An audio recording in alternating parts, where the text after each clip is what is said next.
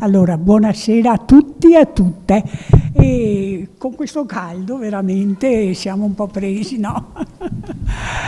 Va bene, allora voi conoscete il Comitato Rialto Nuovo e sapete che è nato prima di tutto intanto devo ringraziare la dottoressa Magaraggia che ci ha concesso questa sala e anche tutto lo staff della Silvia Menetto che non c'è qui e tutto lo staff degli operatori dell'Ateneo Veneto, ecco, perché ci hanno concesso questa stanza perché c'è questa bella importante premiazione per una persona che se la merita. Ecco, allora il Comitato Rialto Nuovo è nato per tutelare i residenti, insomma, dalle movide e da tutte le cose spiacevoli che potevano esserci anche a Rialto. E così ha fatto tanti esposti e dopo ha detto ma solo lagnarsi così non va bene e facciamo anche conoscere di più la città. Facendo visite guidate ai musei, a tutti i luoghi, facciamola conoscere questa città che ha una storia così importante e degli edifici veramente incredibili. E ora il Comitato, in quanto curatore dell'ambiente, vedendo Venezia come un'isola, non la vedo più da dentro, la vediamo come se la vedessimo da fuori, la vede dentro una laguna e questa laguna purtroppo non è rispettata da tanto tempo e perciò si trova ad avere delle difficoltà, ma prima il turismo e prima i skate e va bene, ma non va tanto bene, perciò il primo premio Rialto che diamo è al nostro professor Lorenzo Bonometto che tanto ha studiato la laguna che veramente ci lascia anche perplessi perché vorremmo che fosse anche ascoltato di più.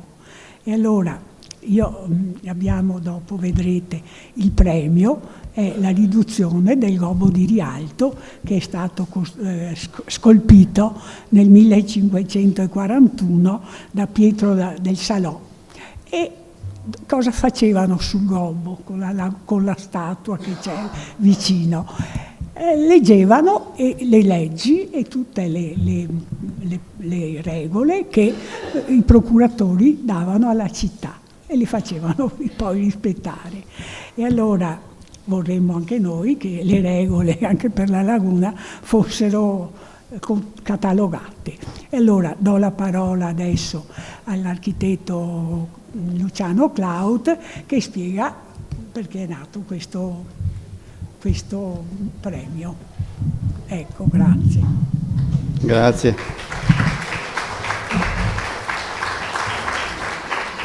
Solo qualche minuto per presentare il tema e naturalmente il premiato. Noi, un piccolo comitato che si occupa di microculture popolari nella zona di Rialto, anche un po' della salvaguardia, come ha detto la Presidente degli spazi rialtini. Abbiamo, dopo lunghe discussioni, in qualche modo, che sono sempre presenti su quello che è il futuro della città, pensato di dare un premio ai veneziani che resistono, no? Naturalmente tutti i veneziani che sono sempre meno sono preziosissimi, però volevamo polarizzare su temi ben particolari e su figure ben particolari. Anche forse per consegnare alla storia un messaggio che questa città, che insomma è una città stravolta, c'è poco da dire rispetto alla sua antica nobiltà, consegnare un messaggio alla storia che un po' di linfa vitale sopravviveva all'inizio del terzo millennio, che c'era la capacità di analisi, che c'era ancora la possibilità di pensare a un proprio futuro sostenibile, no? Ecco, questo lo facciamo forse ambiziosamente, ma insomma speriamo che questo punto rimanga. Quindi uno degli argomenti fondamentali è proprio questo in questa città, nelle sue tante contraddizioni, che è quello della sopravvivenza della laguna. La città è una città speciale perché, lo sappiamo tutti, nella sua storia e nelle sue forme, ma è speciale per la sua vita quotidiana, che è piena di contraddizioni, ed è quella del rapporto tra diciamo, la città, l'acqua e la sua infrastrutturazione. È una delle più grosse contraddizioni che sta vivendo in questo momento, è anche un grave declino, che si è visto, poco attenzionato sostanzialmente, e ve lo dirà il dottor Lorenzo Bonometo nella sua lunga. E quindi questa laguna non è più quella che ci è stata consegnata alla fine del Ducato e che un famoso, diciamo, illustratore, il Denet, ci aveva mostrato come era 200 anni fa. Ormai la laguna non è più quella, è sempre di più un braccio di mare, e non sembra che ci siano, diciamo, orientamenti verso un'inversione della tendenza, salvo il fatto che qualcuno ha studiato, ha analizzato sta cosa e è riuscito a dare degli indirizzi a questo scenario, fare un'analisi e anche proporre delle proposte di riequilibrio. Ecco, il dottor Lorenzo Bonometo ha proprio studiato per tutta la sua vita questo problema della compatibilità tra l'ecosistema, su cui Venezia ha fondato la sua fortuna, che tutti noi sappiamo com'è stata, e l'infrastrutturazione, che preme sempre di più su questo ecosistema. Il dottor Bonometo è un naturalista che ha dedicato la vita all'analisi degli ambienti palustri, lagunari e litoranei, ed in particolare sulla laguna di Venezia. È stato il fondatore della Società Veneziana di Scienze Naturali presso il Museo Civico di Storia Naturale, e per le sue competenze è stato membro della commissione di esperti del Magistrato alle Acque e collaboratore del Ministero dell'Ambiente. Adesso in estrema sintesi, ma ha fatto anche molto di più. Il dottor Bonometo, quindi, diamo un riconoscimento per il suo lavoro sulla laguna, che però non è un riconoscimento alla carriera, è proprio tutto proiettato in avanti, in modo che le sue proposte, le sue analisi, le sue proposte diventino un indirizzo politico, no? È un indirizzo di governo e di attiva gestione delle politiche ambientali lagunari. Questo è possibile attraverso la revisione del piano morfologico della laguna, che è nei cassetti, ormai è stato elaborato da più di 30 anni, e però è attualmente fermo ed è l'organo che stabilisce proprio queste questioni di compatibilità e di equilibrio. Abbiamo quindi oggi il piacere di ascoltare l'intervento del dottor Bonometo, che ci illustrerà la storia delle politiche praticate e mancate sulla laguna, insieme alla speranza di un suo futuro sostenibile. Grazie. Grazie a voi.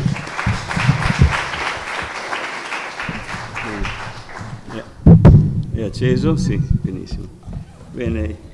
Bene, vado. Allora, io devo dire che sono commosso del fatto che un comitato di cittadini mi dia questo premio di concittadini della mia Venezia e della mia città. Insomma, è inutile poi che vada avanti con le commozioni. Voglio iniziare ricordando che una dozzina di anni fa, in questa stessa sede, Salvatore Settis ha anticipato il suo libro Se Venezia muore. Ecco, Venezia sta morendo. E Venezia sta morendo per più motivi, e sono motivi che viviamo noi addosso, ci opponiamo a questi motivi, però questo rimane il fatto. Quando ero bambino eravamo circa 180.000 i residenti a Venezia centro storico. siamo meno di 50.000 e tutti vecchi. Se vogliamo vedere dei bambini dobbiamo andare in un angolo di Santa Margherita dove c'è il monumento ai caduti e lì c'è il nucleo residuo di bambini. Ecco, questo dà il senso del fatto che Venezia non ha più un tessuto demografico. È una città che non ha il tessuto demografico, un tessuto sociale, è una città morente. Non solo, quando ero bambino mia mamma mi portava in piazza San Marco a giocare, abitavo molto vicino, mi portava poi a prendere il sole in riva Schiavoni davanti a San Zaccaria. Piazza San Marco oggi non è più transitabile. In riva degli Schiavoni bisogna fare lo slalom fra le bancherelle di cianfrusaglie indegne che sviliscono il nome di Venezia e vendono nel nome di Venezia, e sono bancherelle gestite da indiani, cingalesi. Non ho niente contro gli indiani, contro i cingalesi, ma non sono certo loro la continuità della cultura e della civiltà veneziana. Ecco, questo è il dato fondamentale. Il secondo aspetto fondamentale: oggi Piazza San Marco è addirittura preclusa alle manifestazioni dei veneziani, una città preclusa ai propri cittadini. Ricordiamoci che le democrazie sono nate nelle polis greche, sono nate nelle città greche, nelle agorà, le piazze. Le piazze si identificavano con le città, con la sacralità della comunità che viveva. Tutto questo sta a significare che oggi, col fatto che la piazza sia preclusa, ha un significato addirittura antropologico enorme. Quasi si voglia certificare che la città è morta. La città non è morta e la laguna non è persa, abbiamo ancora dei margini, per fortuna abbiamo ancora dei margini. Comitati di cittadini sono qualcosa di molto importante, abbiamo delle associazioni, abbiamo le remiere, le associazioni di Vera al Terzo, ci sono delle realtà vive. E allora il dato fondamentale ad oggi è quello di ripartire dalla Venezia che ancora vive, dalla laguna che ancora vive. Questa chiacchierata che voglio fare adesso la faccio, diciamo, col segno più. Inutili le polemiche, l'importante è guardare avanti e dare degli indirizzi che siano gli indirizzi per un futuro possibile. Lo facciamo ripartendo dalle conoscenze. Oggi io dirò delle cose che molti di voi sanno già, però molti anche no, per cui faccio il discorso nella sua compiutezza. Il tema della lezione, che è stato proprio scelto dal Comitato Rialto, è il riequilibrio della laguna. Un tema oltremodo impegnativo, perché bisogna prima capire cosa si intende per il riequilibrio della laguna. Una cosa però è chiara, che questo concetto è stato equivocato, è stato ignorato, è stato addirittura irriso, comunque è stato sistematicamente disatteso. Di fatto parlare di riequilibrio oggi significa parlare di cosa si sarebbe dovuto fare e cosa non si è fatto. Cosa si sarebbe dovuto fare da 41 anni a questa parte, obbligatoriamente, perché il riequilibrio della laguna è richiesto dalla seconda legge speciale, non è un'opzione, non è solo una scelta culturale. Quindi aver irriso questo obiettivo significa anche aver irriso dei dettati di leggi. Ma soprattutto è un obiettivo irrinunciabile per il futuro. Sappiamo tutti ormai, lo scrivono anche quelli che fino adesso si erano ben guardati dal dirlo, che nei prossimi decenni la situazione non sarà più quella di prima, che entro il secolo si arriverà a dover chiudere la laguna dapprima in occasione delle normali acque alte e poi si dovrà separare la laguna dal mare. Ecco, in questa previsione riequilibrare ciò che resta, dar funzionalità a ciò che resta, è il presupposto non perché le generazioni future, prima c'era il mio nipotino di 2 anni, io non ci sarò, ma lui sì, perché le generazioni future abbiano una laguna che sia ancora la laguna di Venezia e non un acquitrinio che crea solo problemi. Ecco. Allora, sempre la premessa, riequilibrio, ma cosa vuol dire nuovo equilibrio? E l'equilibrio in lingua italiana è una parola che si presta a significati completamente diversi, addirittura opposti. Perché se noi diciamo ci vuole equilibrio per andare in bicicletta, oppure è meglio avere una dieta equilibrata, l'equilibrio ambientale, però in senso fisico, in senso termodinamico vuol dire tutt'altro, vuol dire l'annullamento delle differenziazioni di potenziale, vuol dire l'annullamento delle diversità. Noi siamo in equilibrio in equilibrio biologico finché siamo vivi. Andiamo incontro all'equilibrio termodinamico quando moriamo e ci decomponiamo. Cioè, voglio dire, sono due accezioni assolutamente diverse, non vanno confuse. Qualcuno le ha confuse, qualcuno le ha confuse anche ad arte. Certo è che il concetto di l'equilibrio sono di fatto, in ogni caso, almeno nel senso di equilibrio ambientale, relazioni bilanciate tra i fattori che determinano e che fanno esistere l'ambiente. Fattori, le forzanti, le energie in gioco, le forme dei vari elementi, le funzioni legate agli elementi. Questo a tutte le scale. Tutte le scale, e in più la laguna ha una complessità in più, perché non è semplicemente un ambiente in equilibrio, ma è un ambiente di interfaccia tra due mondi completamente distinti, l'acqua e la terra, e quindi è in relazione con tutti i dinamismi e i fattori dei due mondi di cui rappresenta la condizione di interfaccia. Ecco, detto questo, possiamo dare una definizione sintetica di cosa vuol dire riequilibrio. È l'attuazione di un disegno di ricomposizione complessiva, progressiva, a tutte le scale. Ecco, quindi una ricomposizione di elementi e di funzionalità. Inizio con questa immagine che uso molto spesso perché è un'immagine familiare a molti ed è un'immagine emblematica. Familiare perché è quello che si vede decollando dall'aeroporto Marco Polo. Guardando dal finestrino a destra, questa è l'immagine con cui lasciamo Venezia. Ma è un'immagine straordinaria. Primo, è l'ultimo lembo, l'ultima sopravvivenza della laguna originaria, perché questa era la laguna così com'era sicuramente molti secoli fa, da quando abbiamo le documentazioni, ma probabilmente anche molto prima. Le altre parti della laguna non sono più originarie, tranne alcune, ma questa mantiene ancora il fattore che l'ha fatta esistere, e cioè il fiume che entra in laguna. Il fiume Dese ha alimentato con i suoi sedimenti e con la vegetazione prodotta dal fiume stesso, Canneto, eccetera, ha alimentato queste forme. Aspetta un momento che... Eccola qua.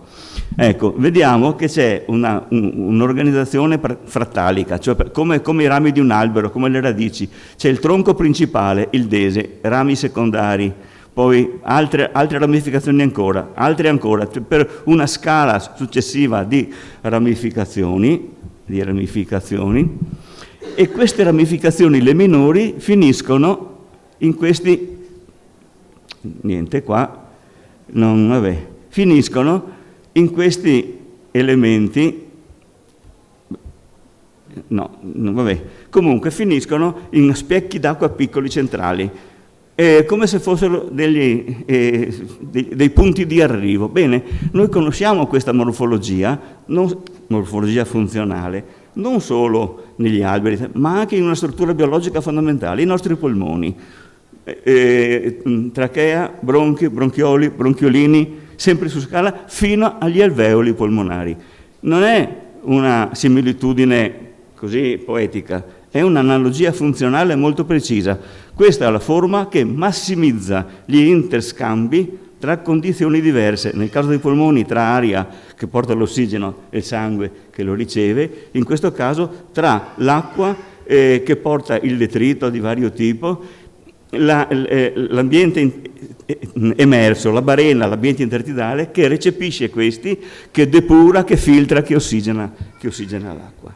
Ecco, questo in una barena primaria, in un'area su cui oggi incombe un progetto di urbanizzazione e di artificializzazione delle sponde del Dese a vantaggio di una speculazione urbanistica e turistica e di una e di una darsena. Artificializzare l'ambiente primario per interessi di questa natura è indice della barbarie che stiamo vivendo in questi periodi. Questa è una cartografia, ma è sempre barene primarie, ma mentre quella di prima era tra il Dese, tra terraferma all'altezza e Burano, questa è da Burano a valle, tra Burano e Lio Piccolo. E noi vediamo che abbiamo ancora questa organizzazione fratalica, cioè, ma la vediamo anche negli specchi acquei grandi che rimangono liberi. Vediamo se niente, qua non ho la mano allenata, vabbè, comunque eccolo qua, vediamo un cerchio molto grande, la capacità di un ambiente di iscrivere un cerchio è uno degli indici di funzionalità degli interscambi tra elementi. Lo vediamo più piccolo a destra, eccolo qua, ma su scala ancora inferiore, il quadro sotto ingrandisce, vediamo che sono più piccoli ancora. La cosa curiosa, interessante e sintomatica è che tutte queste morfologie hanno dei nomi. I buranelli distinguono esattamente queste con sacche, sacchette, culasse. E cosa curiosa, questo lo diceva un caro amico che purtroppo non c'è più, Buranello Doc, Davide Tagliapietra, i cacciatori e i pescatori usano termini diversi. Quanto è radicata nella cultura e nell'esperienza, nei significati, questa conoscenza. Andiamo pure avanti e scendiamo di quota. Sempre barene da Burano a Lio Piccolo, e questo è come funziona un corpo barenale. Noi vediamo che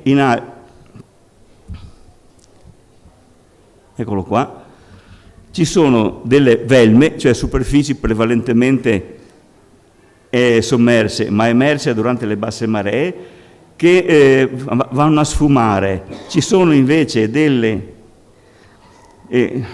vabbè, lo vedete, il corpo barenale più verde invece è la parte intertidale, cioè quella prevalentemente emersa, sommersa solo durante le normali alte maree, non occorrono maree eccezionali.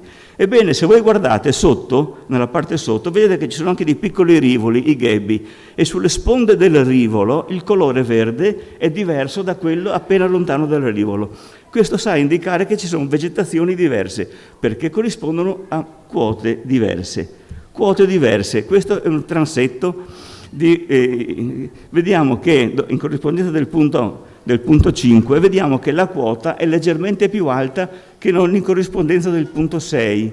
Cosa sta a indicare? Semplicemente che la quota della balena non è omogenea, è disomogenea, più alta in corrispondenza dei canali. Perché? Perché quando il canale passa, soprattutto in corrispondenza delle convessità dei canali, quando l'acqua passa comprime, oltre a erodere comprime, la compressione solleva, non solo, trasporta detrito galleggiante e tracima subito sul bordo, per cui il bordo cresce. Il bordo cresce vuol dire che drena molto prima quando l'acqua se ne va.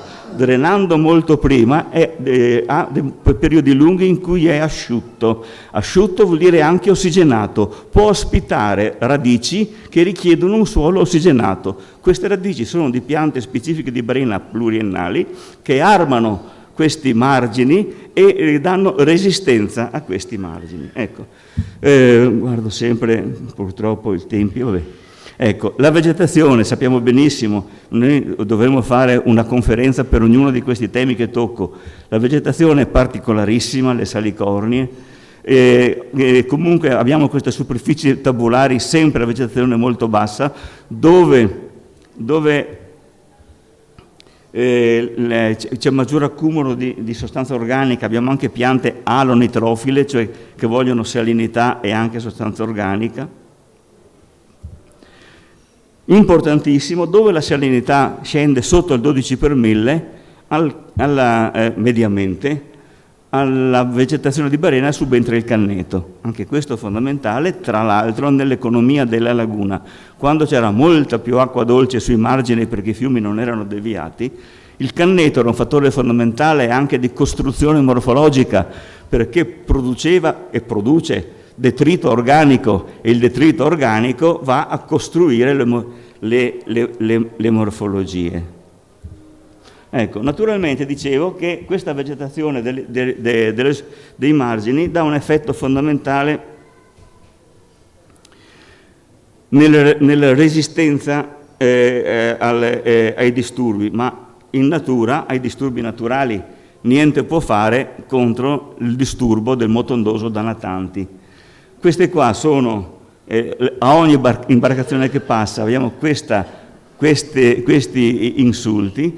Questo ha fatto sì che il margine rialzato abbia retto per decenni, ma a un certo punto ha ceduto, e quando il margine ha ceduto, l'onda, il disturbo ha raggiunto direttamente le zone interne prive di difese. Negli anni, fine anni 90,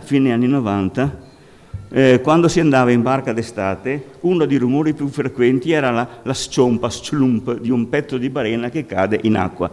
E negli anni 90 ci sono stati arretramenti del fronte di balene fino a 11 metri all'anno di arretramento, di erosione. Ecco, questa è la situazione.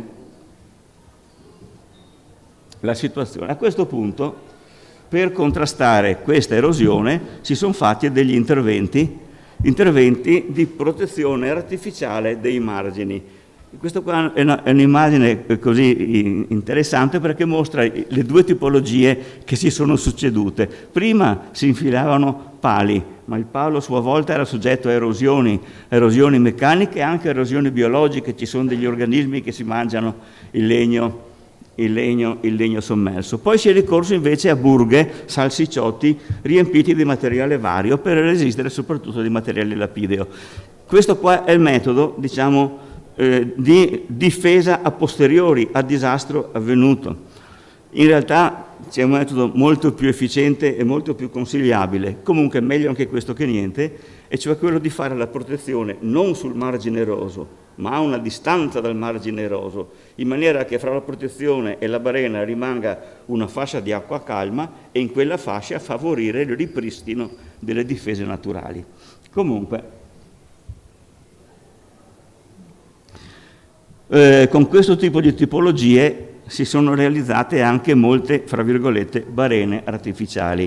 Non mi fermo a lungo su questa, ma visto prima che all'inizio avete visto le morfologie e l'organizzazione strutturale delle barene naturali, è chiaro che qui siamo molto, molto al di fuori delle barene vere, che teniamo presente che dalle forme derivano le funzioni. Questo anche nelle localizzazioni. Sono state fatte dove? Dove servivano per il ripristino morfologico? No, dove era più comodo accedere con i mezzi a disposizione delle ditte, senza che le imprese dovessero dotarsi di mezzi idonei, e addirittura in certe zone, la laguna centrale ad esempio, dove c'erano molti, fra virgolette, laghi, cioè nell'ambiente originario, molti specchi, grandi specchi acquei, si chiamavano laghi, le barene circondati da barene e poi canneto.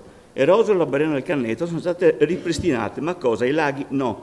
I laghi sono stati riempiti perché era più comodo andare a fare i riempimenti dentro i laghi piuttosto che ricreare i margini, per cui stravolta completamente anche la geografia, che significa anche la funzionalità dei luoghi. Ecco, questa è un'immagine che io considero importantissima per tutti i ragionamenti che facciamo. È la carta del Combatti, siamo nella prima metà dell'Ottocento. Se noi guardiamo questa carta, oltre alla bellezza, a vedere la differenza fra le acque libere e quelle retrostante, costellate dei laghi che vedete, eccetera, ma voi vedete che le canalizzazioni che entrano dal mare arrivano a ramificarsi in rami sempre più fini, e se guardate c'è la cosa che è sorprendente e incredibile. Tutti i rami, anche i più fini, hanno un nome, cioè sono conosciuti negli estremi dettagli. Non si vedono perché dal mare, dalla barca, non vedi niente, sono conosciuti dai pescatori. Quindi questa immagine raffigura l'estrema minuziosa conoscenza che i pescatori avevano dei fondali.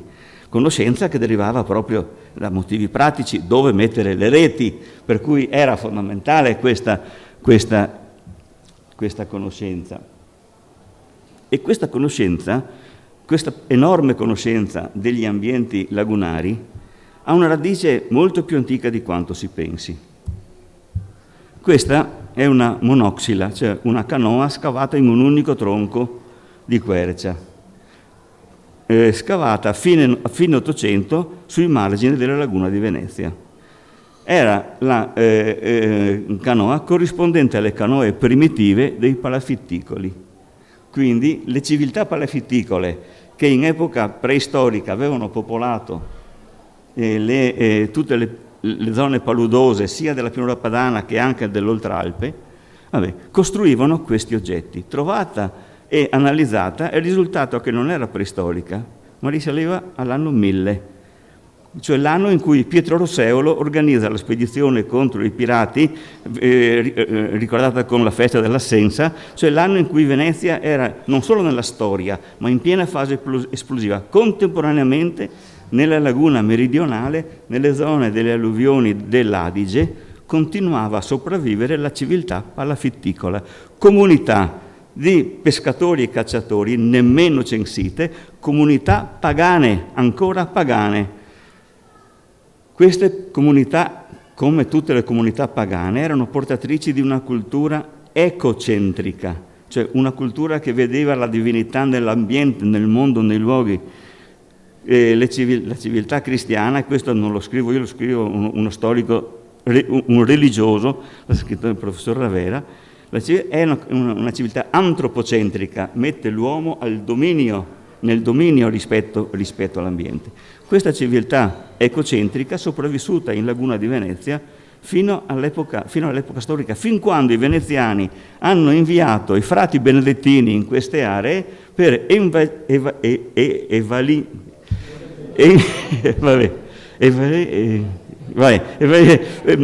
per convertire i pagani e contemporaneamente per bonificare i suoli. Sappiamo bene la formula di Benedettini, ora et labora, erano e bonificatori. Ecco, questa civiltà si basava su alcuni principi che a Venezia sono sopravvissuti fino alla fine della Repubblica, cioè l'acqua è il connettivo, mentre per tutte le altre civiltà la terra è il connettivo, l'acqua divide, per Venezia l'acqua divide, l'acqua univa le isole lagunari, l'acqua univa le sponde dell'Adriatico. Ovviamente questo è cambiato con la caduta della Repubblica e questa immagine ha dei importantissimi significati evocativi. Vediamo la stampa del primo treno che unisce Venezia e la laguna. La dominazione francese prima, austriaca poi, grandissimi tecnici, portatori di cultura di terra, per prima cosa trasformano Venezia da isola in penisola. I veneziani non avrebbero avuto nessuna difficoltà a farlo, non l'hanno mai fatto perché l'insularità di Venezia era fondamentale, se non altro per la difesa. Ecco, questo rovesciamento ha portato anche ad altre cose, per esempio una cosa che poco nota, tutta quanta l'interno della laguna fino alla Gronda è dominato dalle valli da pesca. Le valli da pesca oggi sono arginate con argini rigidi che scorporano il corpo acqueo dalla restante laguna. Durante la Serenissima le valli da pesca erano tutte arginate con argini permeabili, arelle, grisioe, per mantenere l'unitarietà acquea. Tra l'altro, la prima legge speciale ha richiesto anche l'apertura all'espansione di marea delle valli da pesca. L'ha richiesto in maniera forse un po' troppo grezza, però il problema si poneva. Bene, tutto questo è stato completamente ignorato successivamente. Ecco, allora, qual è una grande differenza culturale quindi nel rapporto fra la civiltà e l'ambiente? Ecco, Venezia ha fatto anche enormi interventi, ma sempre nell'ottica di gestire il sistema. Non solo, in un'epoca in cui dimenticavo di dirlo, fondamentale, l'immagine del treno ci dà un'altra informazione paradigmatica. Arrivano energie completamente nuove. Il motore a vapore, i motori a combustione interna. Quindi, mentre Venezia in precedenza aveva fatto grandissimi interventi, ma con le disponibilità di energie minime e quindi interventi lenti, e l'ambiente progressivamente si adattava, con le energie nuove gli interventi sono tumultuosi e l'ambiente non si adatta.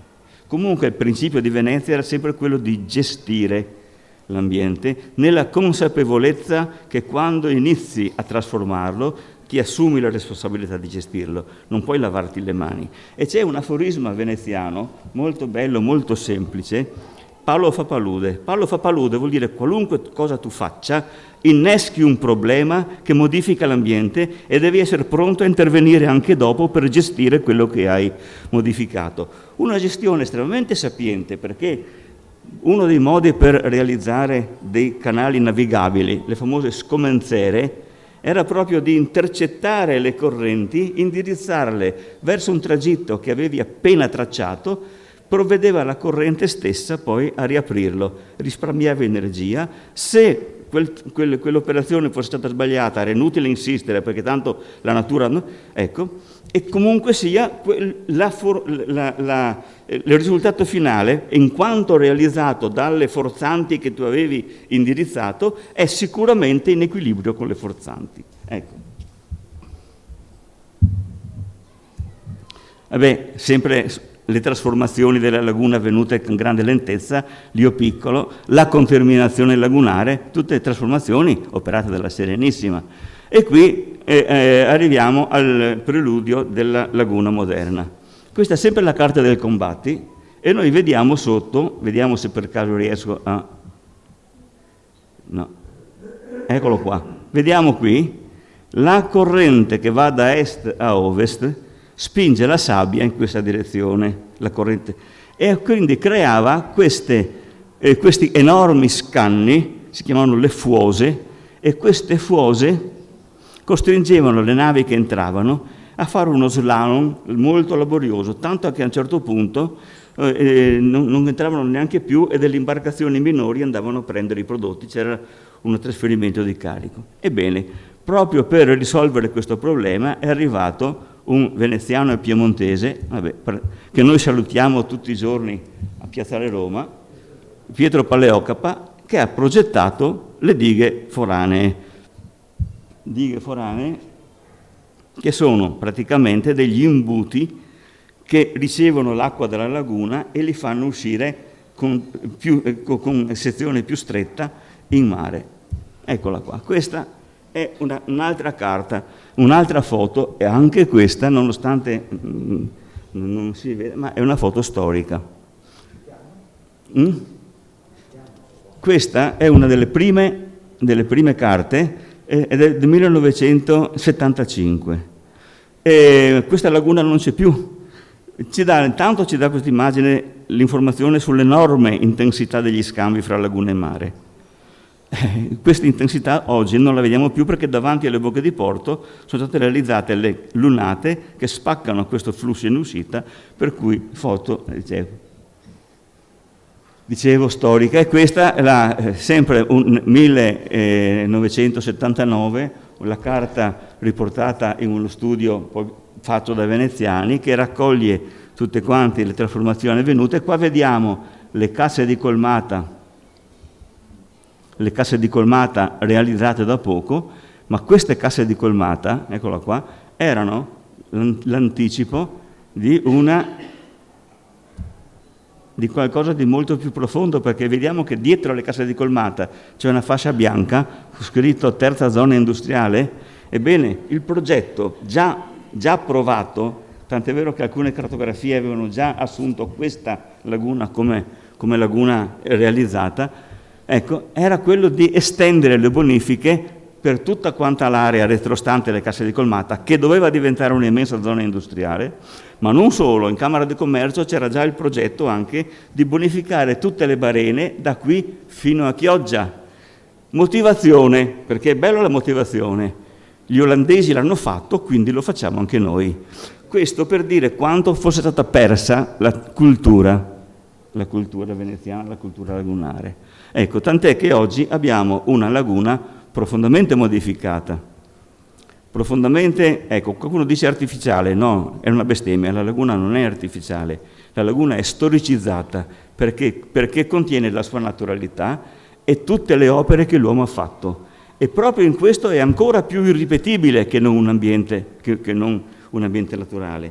Nella laguna nord prevalgono nettamente, oltre le valli da pesca e altro, ma prevalgono gli ambienti primari, cioè le barene così come erano nell'ambiente originario. Nella laguna C vedete che ci sono ancora moltissime barene, ma sono barene secondarie, perché quella era la zona che era invasa dalle acque dolci del Brenta, quindi erano canneti. La deviazione del Brenta, salinizzato le acque, ha trasformato l'ambiente in barene, ma una barena non su suolo di barena, ma su suolo di canneto, è estremamente erodibile. Quindi da sole se ne andavano via per erosione anche a fronte di energie minime, da cui la necessità di creare dei presidi se vogliamo mantenerli. La laguna B è considerata perduta. In realtà anche questa ha ancora delle potenzialità di recupero molto importanti se ci arriviamo. Eccolo qua, perché sono ovviamente fuori quei tempi. Ecco, momento fondamentale, momento topico nella storia recente della laguna. Ecco, 4 novembre 66, questo è il gazzettino del giorno dopo, riuscito ad andare in stampa. Cosa scrive? Le alluvioni nelle Tre Venezie, non l'acqua alta, le alluvioni, perché l'acqua granda in realtà non è stata semplicemente un'acqua alta, l'acqua alta da mare, l'alluvione da terra. Ricordiamoci che quel giorno l'Arno ha sommerso Firenze, ecco. E questo ci deve dare un messaggio di enorme importanza. Oggi dappertutto si vede, si legge che il Mose è la salvezza che risolve tutti i problemi, la salvezza per tutto. Io sono stato fra le persone critiche del Mose, ma nel momento in cui c'è, auspico che funzioni al meglio e il più possibile a lungo. Ma questo non vuol dire abbassare la guardia. Primo, perché il Mose contiene in sé dei fattori di incertezza tecnica oggettivi, degli aspetti mai sperimentati oggettivi, per cui il rischio che qualcosa si rompa o non funzioni è un rischio molto reale. Secondo, perché ben il Mose funzionasse sempre, un'altra alluvione da terra ci seppellisce e il Mose non fa altro che tenere l'acqua dentro. E teniamo presente che in questi tempi, con i cambiamenti climatici, la frequenza degli eventi eccezionali, ultimamente la tempesta Vaia in montagna, l'acqua alta del 19, sono sempre più frequenti e il rischio di un'alluvione da terra è tuttora un rischio importante. Se noi abbassiamo la guardia e facciamo sì che Venezia non abbia più protezioni nei confronti di eventuali altre alte maree o maree eccezionali, commettiamo un errore gravissimo. Noi dobbiamo mantenere alta la guardia. Comunque, l'alluvione del 66 ha attivato un accesissimo dibattito che vedeva i pro e i contro, in prima linea Italia Nostra, Montanelli e altri, contro altri personaggi, tra cui celebri veneziani, Vladimiro Dorigo. Comunque sia, in ogni caso, ha portato a promulgare la prima legge speciale per Venezia. A seguito di questa prima legge, 73, dei veneziani si sono attivati per dare risposta positiva a ciò che chiedeva la legge. Noi vediamo, questa è la copertina di un volume, è del 79, e vediamo che fra le persone ci sono nomi di grandissimo livello, Augusto Ghetti, cioè massimi scienziati. Ebbene, lo stesso contemporaneamente, in quel momento di grandi fermenti, ecco, è nata anche la Società Veneziana di Scienze Naturali. Mi piace ricordarla perché io sono stato fondatore e per moltissimo tempo presidente. E la Società Veneziana di Scienze Naturali ha dedicato una quantità importantissima di ricerche proprio alla laguna. Questa è un'immagine tratta da uno studio sulle barene a monte di Burano, fatto da Favaro e Serandrei, grandissimi studiosi. Serandrei, tra l'altro, ancora sull'orlo, ancora sulla breccia, tant'è che c'è un fascicolo recentissimo sempre sui sedimenti lagunari suoi. Ecco, in questo contesto uno potrebbe potrebbe pensare che tutte le colpe sono della gestione, eccetera. Le colpe sono anche di altre cose che sono completamente scappate di mano. Queste immagini sono dei barchini a Chioggia. Vedete che questi barchini hanno 2 motori potenti, ma vedete che davanti c'è anche un altro piccolo motore. I barchini sono scuri per essere mimetici con la notte. Erano i primi vongolari perché nell'84, assieme alla seconda legge speciale, nasce anche la pesca alle vongole filippine. Questa pesca alle vongole filippine è diventata qualcosa di assolutamente devastante. La tecnica, questo motore interno, vedete che ha anche una protezione, non è un propulsore, è un frullatore immerso nel fondale per frullare il fondale e sparare un getto di fango, di sedimenti e vongole verso una griglia di raccolta. Con questo esito, turbolenza immensa, vedete la dimensione del barchino e la dimensione della turbolenza. Queste sono 2 immagini della Laguna Nord, una degli anni 50, dove la limpidità dell'acqua è tale per cui si vede il fondale come se l'acqua non ci fosse, una 1995, una giornata di scirocco. L'effetto di questa pesca alle vongole filippine ha distrutto i fondali lagunari, distruggendo anche la vegetazione radicante. Ma allora cosa fanno le autorità competenti? Dinanzi a tutta questa enorme ricchezza portata dai vongolari, i quali vongolari non erano i pescatori lagunari, erano altri che si erano improvvisati pescatori. Al contrario, i pescatori lagunari sono stati spazzati via dai vongolari perché non volevano delle reti che facevano da intralcio. Ma tutti i partiti si sono affrettati a essere paladini dei vongolari. Poverini, bisogna difenderli. Qualcuno poi dietro, dopo aver a voce vaccia diceva: certa gente è meglio che vada a pescare che a rubare, in modo assolutamente irresponsabile e offensivo e indegno. Comunque, allora va bene, si può frullare il fondale purché con barchini uguali per tutti. Questo è il barchino tipo indicato dalla provincia. Le fanerogame sui fondali? Pazienza. Questo è l'effetto della pesca eseguita con ordine, seconda autorizzazione, con barchini uguali per tutti. La distruzione completa dei fondali. Contemporaneamente, e questo qua è un punto fondamentale, sempre la legge dell'84, la legge speciale, ed è la legge che richiedeva il riequilibrio idrogeologico della laguna, la rimozione delle cause del dissesto, il ripristino della morfologia lagunare, ma quella legge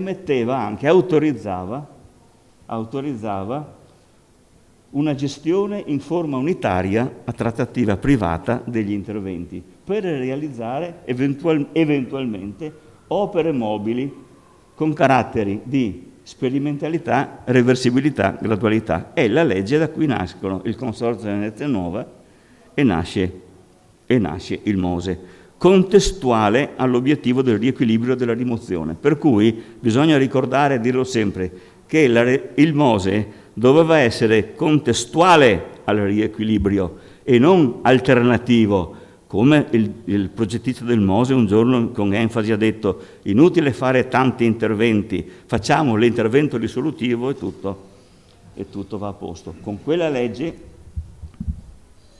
nasce il Consorzio Venezia Nuova, nasce con un decreto del Consiglio dei Ministri che però, oltre a far nascere questo ente, stabilisce che garante della correttezza e autore di studi paralleli doveva essere il CNR, quindi ci doveva essere questa autonomia della ricerca della conoscenza, se non che un aggiustamento successivo passato sotto silenzio ha fatto sparire questa clausola, scrivendo: lasciamo che il CNR non sia gravato di questi oneri, punto, fine, per cui tutta la ricerca e lo studio è diventato un fattore autoreferenziale del Consorzio Venezia Nuova.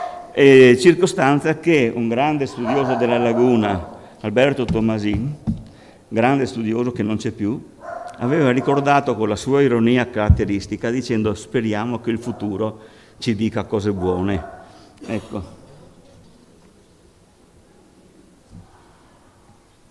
Allora, abbiamo visto le torbide, abbiamo visto la distruzione delle fanerogame e qui è bene ricordare una cosa. Perché importante? Perché l'unico esempio consistente di interventi nella direzione del riequilibrio.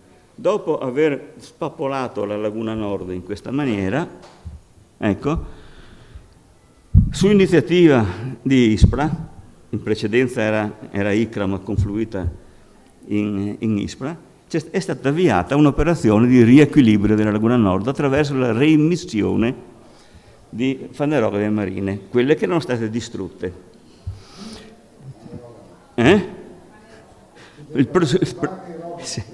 Fanerogame marine. Presupposto è stata anche la collaborazione degli enti preposti alla purificazione delle acque, però comunque sia queste fanerogame marine, cioè con le loro funzioni di trattenimento del fondale, di ossigenazione, di filtro, depurazione e ossigenazione, di narseri per le specie ittiche, eccetera, eccetera.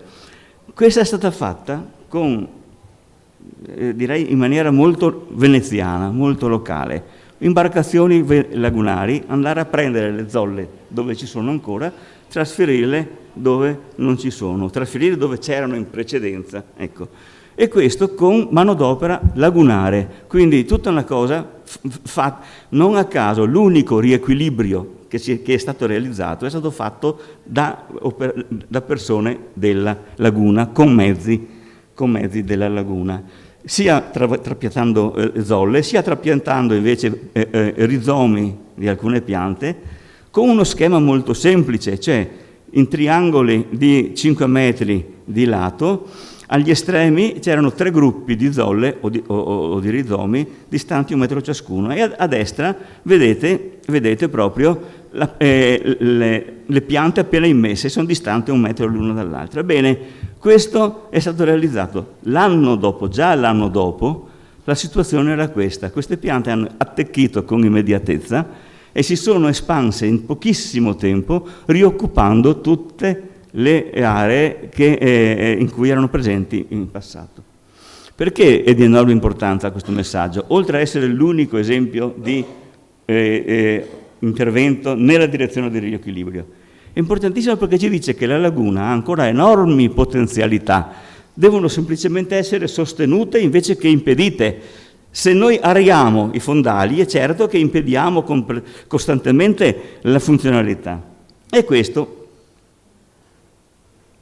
tra l'altro, una curiosità molto, molto interessante, gli effetti della pesca alle Filippine li abbiamo visti molto rapidamente. Adesso la pesca alle Filippine è crollata per motivi che avevamo perfettamente previsto, perché nel 2003 ero esperto dal Ministero dell'Ambiente e assieme all'ICRAM di Chioggia avevamo fatto uno studio specifico su come si può ricondurre questa pesca a un quadro di compatibilità, salvaguardando e rilanciando contemporaneamente la pesca tradizionale, che per millenni è stata un fattore di presenza e di gestione e controllo della laguna. Questo studio è stato completamente ignorato, poi alla fine cestinato assieme ad altri. Ebbene, è andata avanti la pesca alle Filippine. Questo studio prevedeva che rapidamente sarebbe andata la pesca senza una strategia diversa all'esaurimento, ma per un motivo ecologico ben conosciuto, perché si smaltiva, si esauriva tutta la risorsa, finita la risorsa finiva anche la pacchia. Non solo, ma l'ecologia anche insegna che in questi casi bisogna sempre aspettarsi qualche evento o un parassita o una malattia o un predatore che poi ti scombina le carte e che ti contrasta quello che tu hai immesso. Il granchio blu è arrivato adesso. La cosa più ridicola, più vergognosa in tutto questo è il disprezzo delle leggi da parte delle istituzioni che avrebbero dovuto fare rispettare, perché era evidente che l'aratura dei fondali era incompatibile, però la pesca è stata ammessa perché il divieto vietata la pesca a strascico, non parla di divieto di aratura dei fondali, per cui quella va bene. Poi, più bella ancora, ma ci sono delle leggi, fra cui il Padova, ma tutte le leggi anche italiane, vietano l'immissione di specie alloctone. Le vongole filippine, per definizione, vengono dall'Indo-Pacifico, sono specie alloctona. E allora come si risolve? Ebbene, a margine di una legge che parlava di tutt'altro, una piccola postilla stabilisce che le vongole filippine sono indigene. Finito, così la biodiversità è salva. Una legge regionale stabilisce che una specie alloctona è indigena. E questo per dire, direi, vabbè no, si commenta da solo. Ecco, questa è un'immagine della laguna centrale, dalla bocca di Malamocco fino alla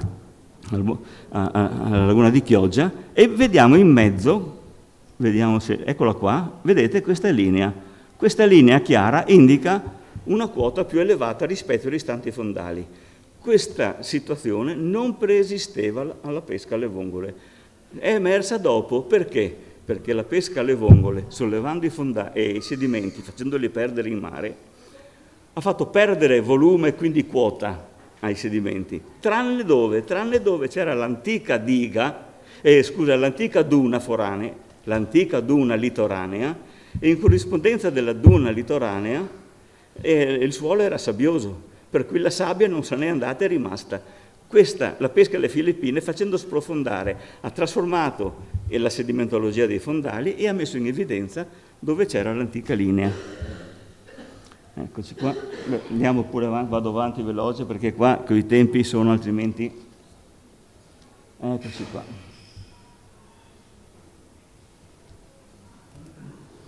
Ecco, tutte queste vicende che abbiamo esaminato sono tutte negazioni dirette del riequilibrio, esplicite, dirette, ma nei fatti, ma spesso anche nelle affermazioni. Cioè il negazionismo del riequilibrio non ha avuto né limiti né pudore, nonostante il riequilibrio fosse obbligatorio per legge, per parentesi. Primo, parlare di riequilibrio in laguna è un'utopia, oppure la laguna è artificiale per cui il problema non si pone. Addirittura parlare di riequilibrio o di equilibrio lagunare è una contraddizione di termini, è un ossimoro, perché la laguna è per definizione lontana dall'equilibrio. Ebbene, sì, certo, in senso termodinamico, come anche noi siamo lontani dall'equilibrio. Raggiungiamo l'equilibrio quando ci decomponiamo. Scusate, insomma, l'immagine non è molto bella. Oppure, banalmente, quello che è stato fatto, si è fatta qualsiasi cosa chiamandola ripristino di equilibrio. Va bene così. Qualsiasi cosa, anche le cose più lontane. Ecco. Ripeto che cosa vuol dire equilibrio? L'equilibrio è l'attuazione di un disegno sistemico di riattivazione a tutte le scale dei fattori e dei processi funzionali. Questo è il riequilibrio. Non averlo capito, fingere di non averlo capito, oppure di dimenticare il problema è addirittura ignoranza o malafede, non lo so.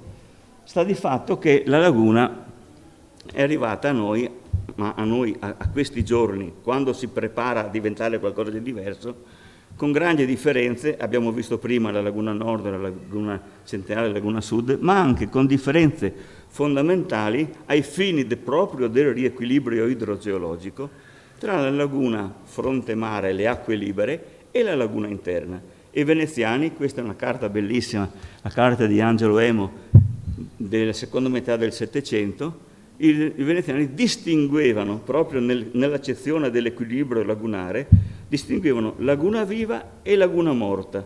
La laguna viva è quella in cui l'ossigenazione è legata al ricambio quotidiano della marea, 6 ore cresce, 6 ore cala, quindi 2 volte al giorno la marea viene ricambiata, e questo garantisce l'ossigenazione portata direttamente dall'acqua marina. E la laguna morta in senso idraulico, vivissima da un punto di vista biologico, La laguna morta in cui le capacità autodepurative e l'ossigenazione derivano dalle funzioni interne dei luoghi, delle acque, dalle fanerogame, dagli effetti depurativi delle barene, derivano da questi fattori, dalla ramificazione anche dei canali che riescono ad arrivare dappertutto e a portare un minimo di ricambio dappertutto. Questi sono fattori fondamentali che oggi dobbiamo considerare con estrema importanza, perché se noi fra pochi decenni arriveremo a una laguna chiusa, tutta la laguna dovrà funzionare come la laguna senza ricambio, cioè come funziona la laguna morta, ci deve indicare qual è la visione che noi dobbiamo destinare mamma mia, alla laguna. Vado avanti di corsa. Tutte queste cose sono tutte scritte, sono scritte in uno studio realizzato per il Ministero dell'Ambiente ancora nel 2003. Questo studio faceva parte di uno studio complessivo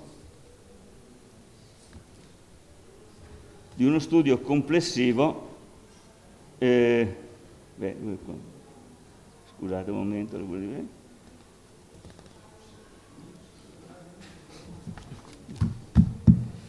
uno studio complessivo proprio finalizzato al riequilibrio. Vado un momentino avanti per vedere come è arrivato questo studio.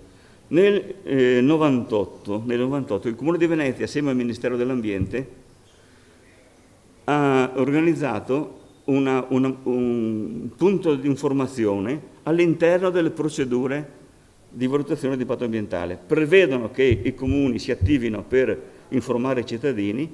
È stato attivato in grande economia, ma comunque uno studio impegnativo. Io l'avevo diretto e gestito perché faceva parte del mio lavoro all'epoca, proprio di divulgatore scientifico per il Comune di Venezia, a Bacino Orseolo. Questo studio serviva anche per essere il luogo di informazione alla cittadinanza,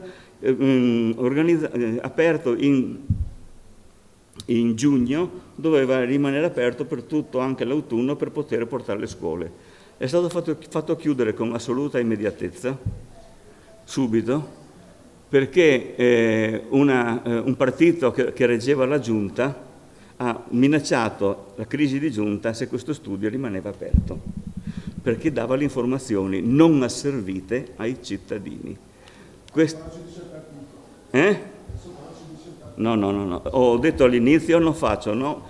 I fatti, gli eventi, i fatti. Ecco, era un partito piccolo, ma allora molto potente a Venezia. Allora, da questo studio poi è nata la mia collaborazione col Ministero dell'Ambiente e in questo contesto, assieme all'ICRAM, sia nazionale che di Chioggia, assieme al rappresentante del Ministero in Commissione di Salvaguardia, Stefano Boato, che ho tanto piacere qua di ricordare, abbiamo realizzato uno studio complessivo che era tutte le premesse conoscitive fatte dal Ministero dell'Ambiente per la realizzazione del piano morfologico. Questo, cambiato Ministro, nel 2003, questo studio, tutto il complesso di studi, compreso quello per rendere compatibile la pesca, sono stati chiusi in un cassetto.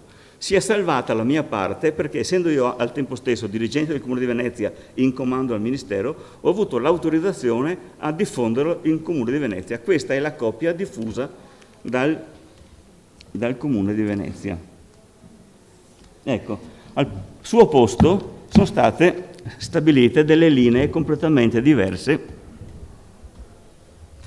che erano le linee per la redazione del piano morfologico, ma scritte non dal magistrato alle acque, ma per il magistrato alle acque, scritte da Tecnital e dal Consorzio Venezia Nuova.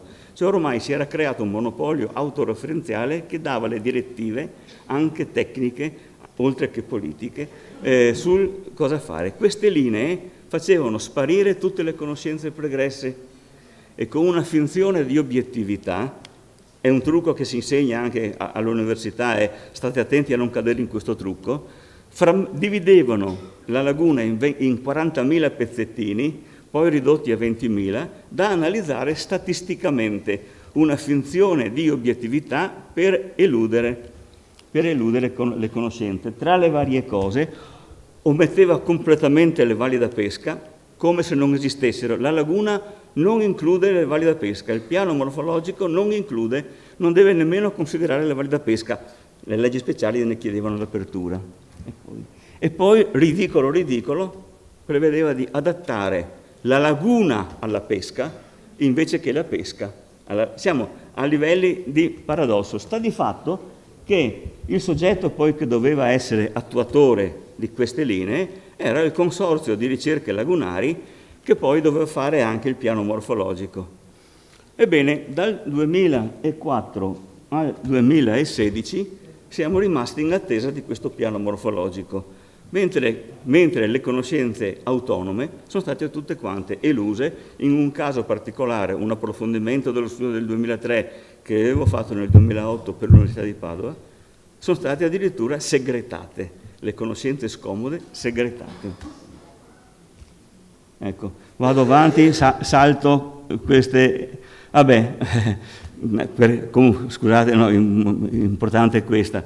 Nel frattempo, perché non è mai venuto alla luce il piano morfologico? Per incapacità? Difficile crederlo. Qualunque piano, anche il più asservito, lega le mani. E nei 12 anni di assenza del piano, la laguna è stata riempita di interventi enormi. Vediamo qua in queste circoletti nord, centro e sud, di interventi enormi realizzati e autorizzati in assenza di piano.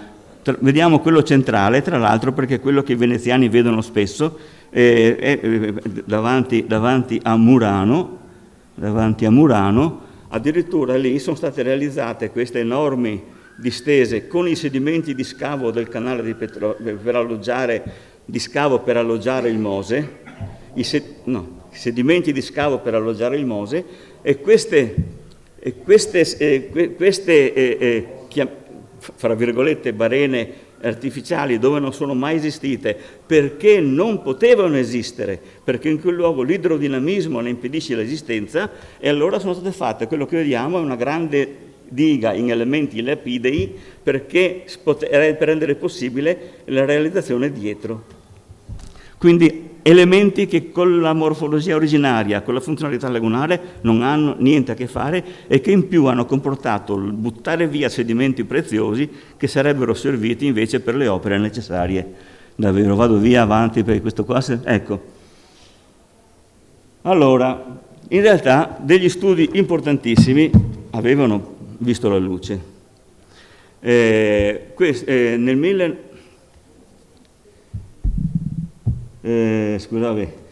Aspetta un momento.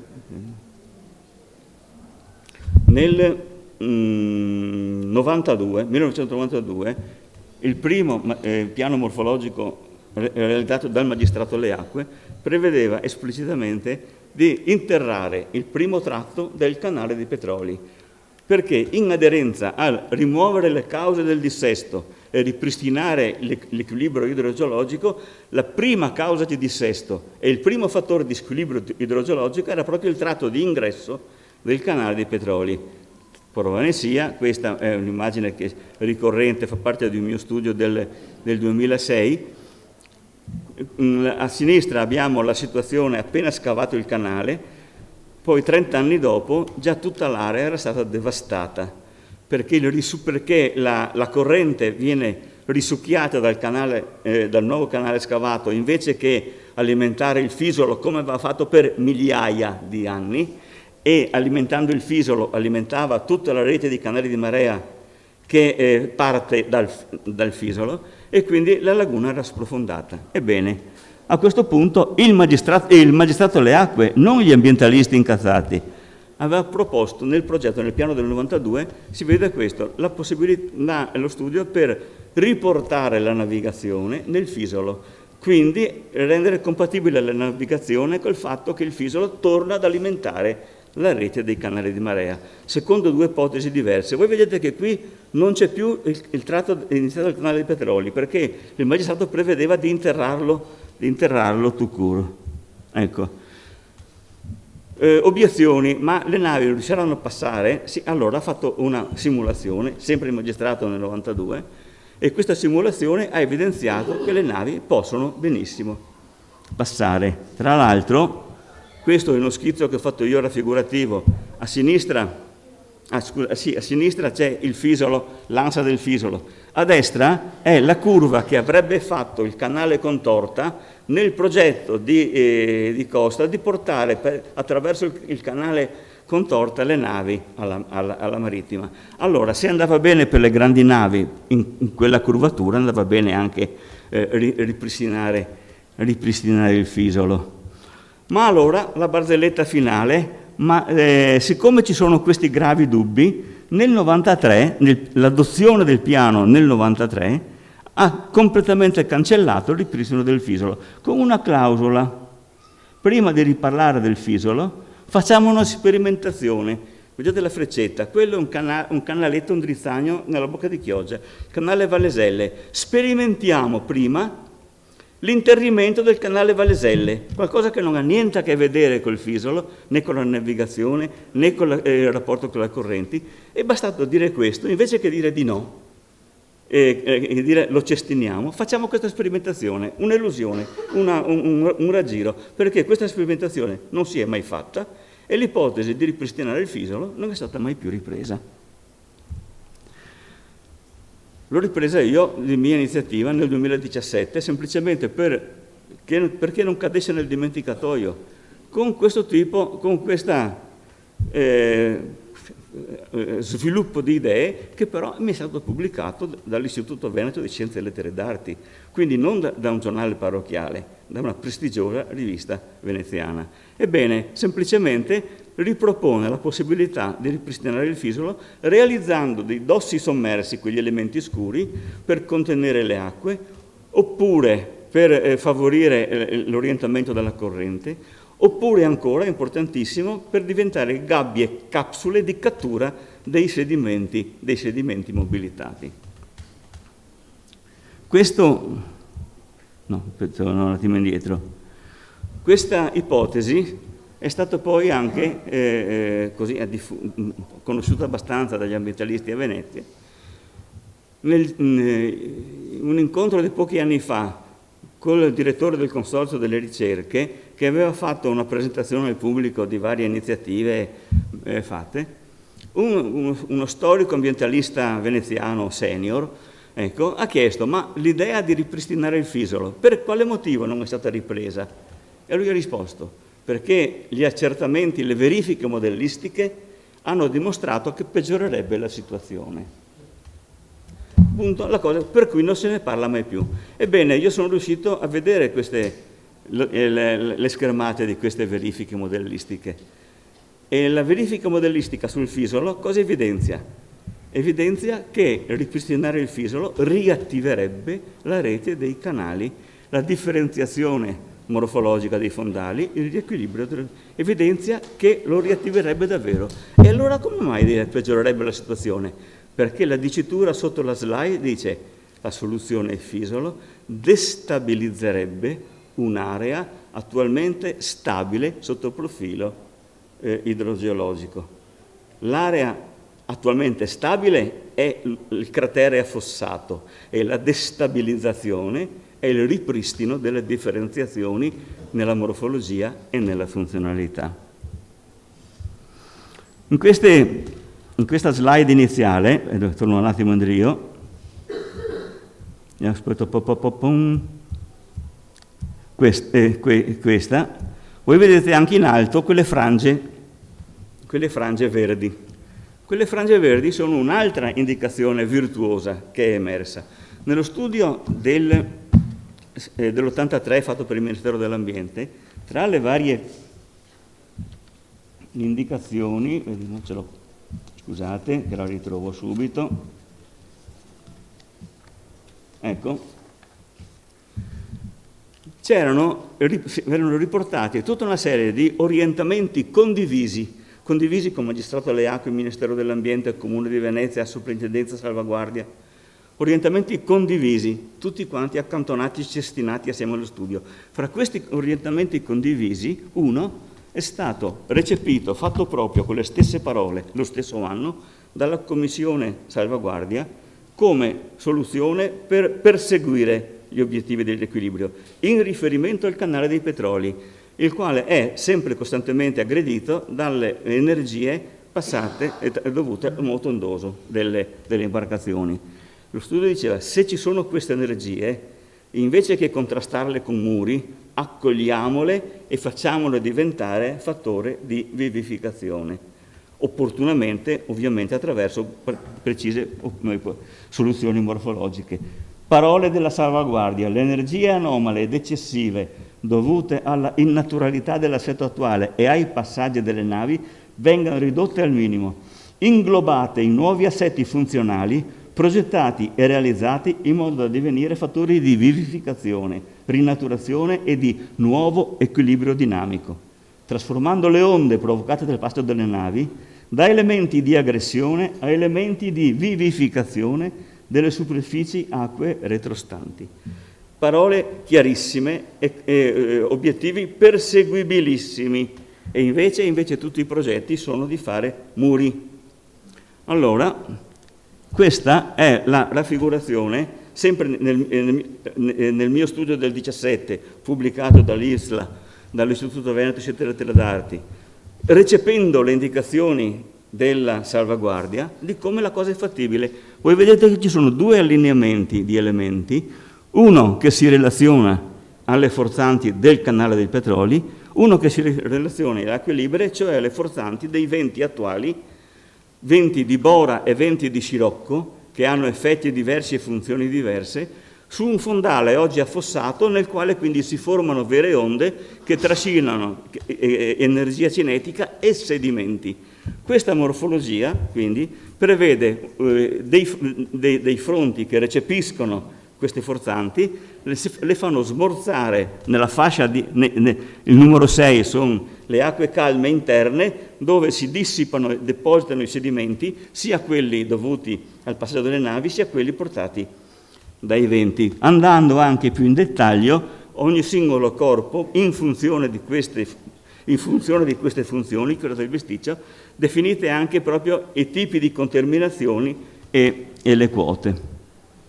Lo stesso discorso per l'altro versante, il versante Cassa di Colmata, dove oggi è già progettato, è già esecutivo un progetto di realizzazione di un'unica, anzi 3 scogliere immense, una per ogni Cassa di Colmata, scogliere continue, monolitiche in corrispondenza del margine del canale, e dietro riversare i sedimenti dragati. Questo è esattamente l'opposto del riequilibrio anche in senso proprio ambientale. Quando noi abbiamo creato delle barriere, le navi che passano, l'energia si riflette sulla barriera e viene riflessa. La somma dell'energia più l'energia riflessa destabilizza il fondale del canale a ogni passaggio di navi. Quindi, prima follia, seconda follia. Da oggi, fra il bordo del canale e la fascia e le casse, si è creata una fascia di un centinaio di metri, piana, l'equivalente corrispondente alle velme naturali, anche se più compatta, e questa fascia diventa l'intersezione, la separazione tra le casse e l'energia del canale, formatasi in 60 anni spontaneamente, e quindi una rinaturazione di quest'area. La rinaturazione di quest'area viene considerata come peggioramento e si deve fare la barriera e riempire di nuovo i sedimenti. Tra l'altro, in contrasto con quanto scritto anche dalla salvaguardia, in contrasto con le direttive comunitarie, perché le casse di Colmata, in quanto area SIC, perché essendo abbandonate si sono rinaturalizzate in maniera importante, le casse di Colmata sono protette nella loro naturalità attuale, rispettando i dinamismi naturali sopraggiunti.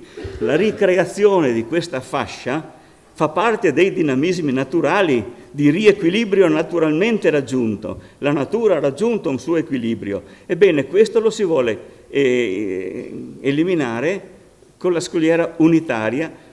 Le protezioni ci vanno, e come? Infatti questa immagine prevede le protezioni, ma con le aperture permeabili, in maniera che ci sia la possibilità delle acque, delle correnti di essere recepite, assorbite all'interno,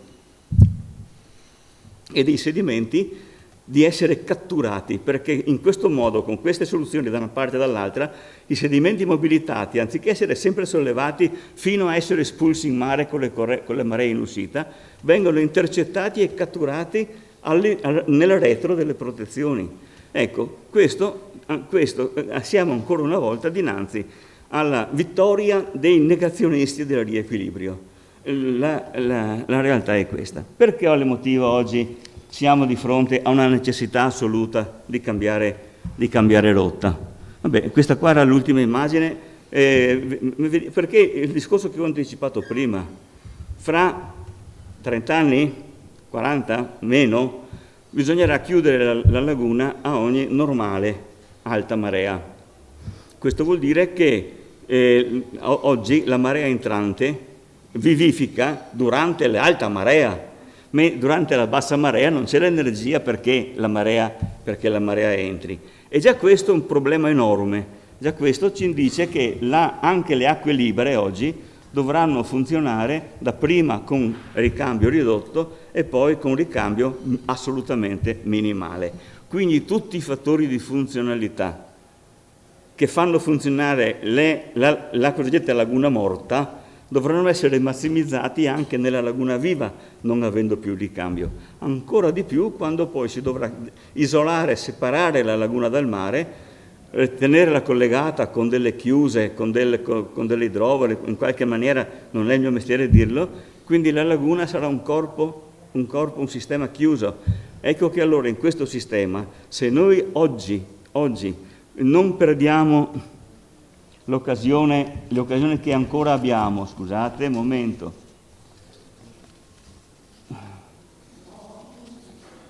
Eccolo qua.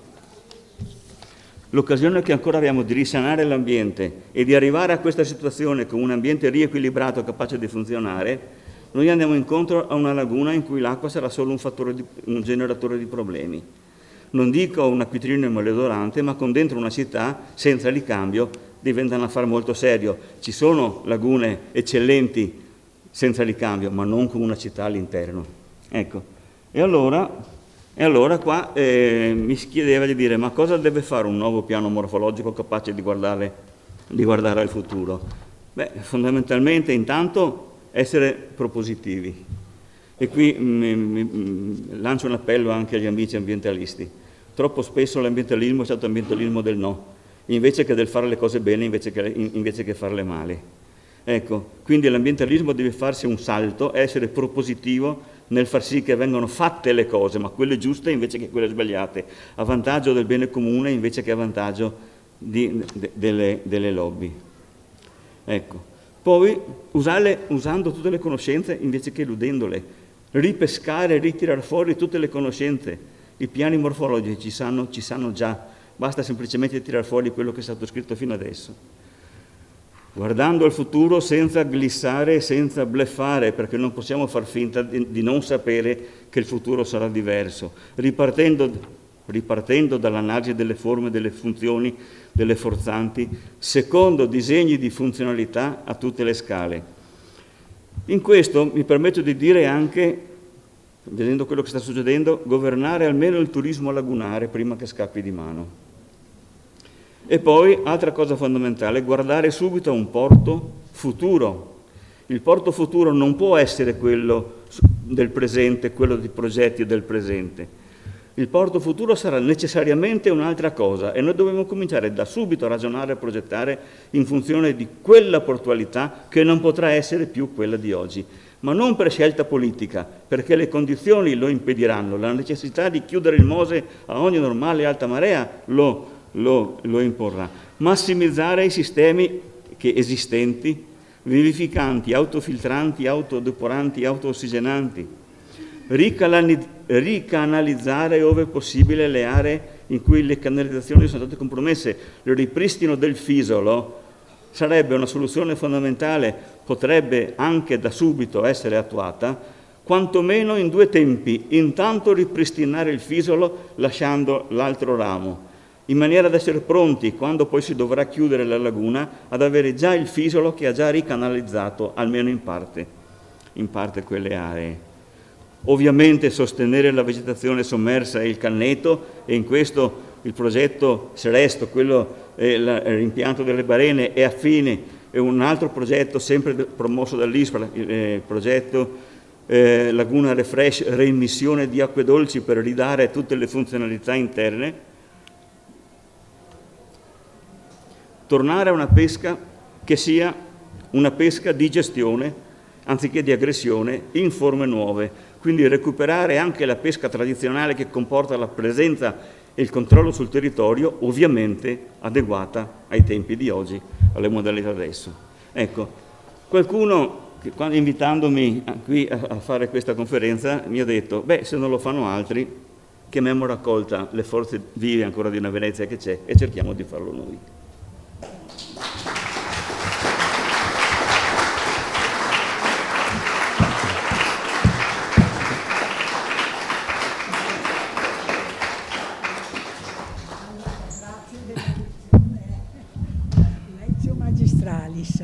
Allora, grazie intanto, scusate. E c'è qualcuno che vuol dire qualcosa? Armando, mi pare, Danella, vuol dire qualcosa? Grazie. Io volevo fare una riflessione alla luce di queste relazioni. Mi siedo però. Voi qua? Vieni. Seduto. Ecco qua. No, abbiamo sentito com'è la laguna, cioè il degrado della laguna e anche le cause che fanno questo degrado. Quindi noi siamo in presenza di una conoscenza profonda da parte degli scienziati, di cui Renzo vi ha dato delle illustrazioni, che sa esattamente quali sono i difetti del degrado della laguna. In più sa rimuovere le cause che fanno questo degrado. Questi saperi, che sono noti, che sono stati studiati, che hanno avuto esperimenti di nature diverse, dai modelli bidimensionali a sfondo fisso, hanno un sapere, le università hanno un sapere consolidato. Come mai noi stiamo ancora oggi parlando del degrado? Perché c'era il Consorzio Venezia Nuova. Noi col Consorzio Venezia Nuova, che era autoreferenziale, questi discorsi non li abbiamo mai potuti sostenere, perché non c'è mai stato un confronto. E allora io dico, in questo momento il Consorzio non c'è più. È ancora in vita qualche tirapiede tipo l'ente inutile come il Corilla, però anche quelli lei spariranno. Se questo non c'è più, il Consorzio, noi sappiamo che questi saperi per trionfare, per avanzare, hanno bisogno delle mobilitazioni. E siccome abbiamo anche un'amministrazione comunale che tra poco cambia, bisogna pensare che questi argomenti siano la base comune per poter discutere sulla salvaguardia. E su questo tema noi abbiamo la possibilità di mobilitarci anche, perché questi saperi sono il preludio alla mobilitazione, perché altrimenti stiamo qui a far convegni ma dopo non cambia nulla. Ecco, questo volevo dire, che in questo momento noi abbiamo una grande possibilità, sia perché c'è il cambio di amministrazione, sia perché c'è una nuova autorità della laguna, di cui non sappiamo le mosse quali saranno, e di cui c'è anche un comitato tecnico che tra l'altro è presieduto da Rinaldo, il quale era sempre stato un assertore del Mose, e comunque c'è un pool di tecnici che stabiliranno cos'è da fare in laguna, cioè il che fare lo sappiamo noi cos'è, e lo sappiamo perché l'abbiamo detto, ripetuto, dimostrato. Approfittare di questo momento è obbligatorio da parte nostra, perché le mobilitazioni vanno bene fino a un certo punto, cioè sono obbligatorie le mobilitazioni, però ci vuole anche una forza politica che sappia governare la città sulla base di questi principi, perché questi elementi che diceva Renzo si possono fare domani mattina. Cioè, quello che diceva per esempio del Fisolo, ma anche di altri, si possono fare domani mattina. Cioè, basta il potere del Comune di Venezia, che è tantissimo all'interno degli organismi decisori, perché quando parla il sindaco del Comune di Venezia, dentro i comitatoni o comunque i massimi organi decisori, c'è sempre un'attenzione che è praticamente quasi mondiale. E quindi noi abbiamo questa possibilità, per cui io ritengo che grazie a questi signori scienziati noi abbiamo la possibilità di salvarla questa laguna, perché il degrado deve finire e sappiamo esattamente come, ripristinare. Quindi mi auguro che questo serva a questo soprattutto. Siccome ho visto anche un esponente della forza politica, che sappiano questi che per mettersi d'accordo contro una giunta come questa bisogna avere delle opinioni comuni, e sulla salvaguardia noi possiamo dettare punto per punto il che fare. Grazie. Vuoi parlare? Vuoi dire qualcosa? Diamo regalo. Sì. Allora, vuole parlare un attimo solo perché sì. Un attimo, ecco qua. Intanto, allora, lo stimolo che ha dato Lorenzo Bonometto e che è stato seguito da Nella, mi pare che noi dobbiamo dare un premio a questo Lorenzo che ha studiato tanto e ha tanto parlato. Allora, tu ricevi il Gobbo di Rialto. Ecco qua.